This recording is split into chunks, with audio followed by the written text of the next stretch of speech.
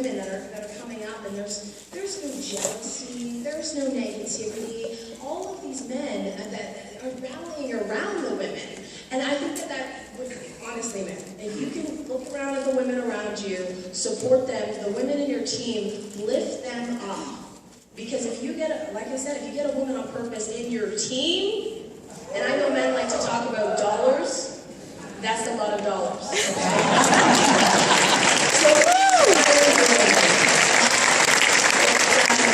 it's funny, because men kind of were like, oh, I'm not going to get beat by a girl. And when Toby and I get on stage, we'll tell you the story of how we first met, and he got beat by a girl.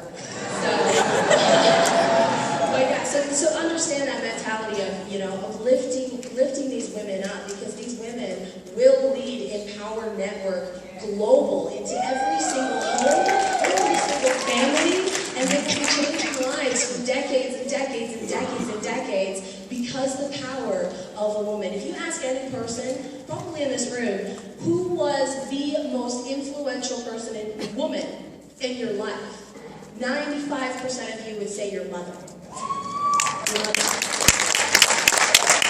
So think about the woman standing beside you, the woman that's raising your children, and the impact that she has on the future. And that's all I'm going to say, gentlemen. Thank you. Yeah! I'll drink a lot. Just kidding.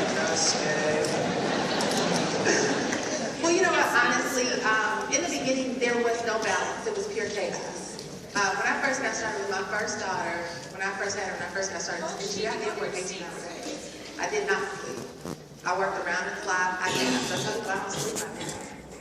Because in the beginning, there's no way to create the balance when you're learning something because you're trying to figure out what you just did. So I learned as I went along, and I started formulating organization as I started figuring out what I was doing. But I remember somebody told me, in the beginning, there is no balance. It's just not, you can talk all you want. It's going to be a lot of stuff you have to do when something's brand new. Okay?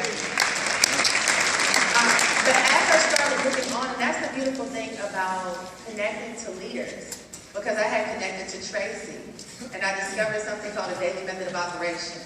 And I discovered, just like what Jessica just said, organizing and actually having a schedule. My kids are in school. I drop them off, so I have from 9 in the morning until about 2 o'clock in the afternoon, and I have a schedule. And I stick to that schedule. When we have evening calls, one of the benefits of the spouses is that my husband, he does not work this business. He's not in the business with me. But he learned that I needed his help in the simple things like, can you give the kids a bath? Can you help cook dinner before you go to work? Because my husband worked evening hours. He didn't get home till 9 o'clock at night. And he works all day Saturday. He did, he's running. But that was really critical.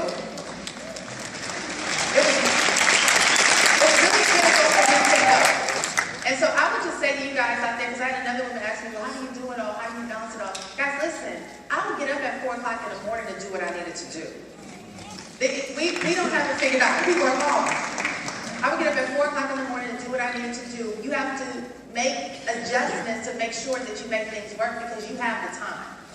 We all have a schedule. I learned something the other day that the average person watches 153 hours of TV per month. You work 160 hours per month on a job. So you watch just as much TV as you work. There is time. You just have to make it. Can I see a bunch of when I first got started either? Right? And it was just a bunch of words. Now some of you are going to get some of what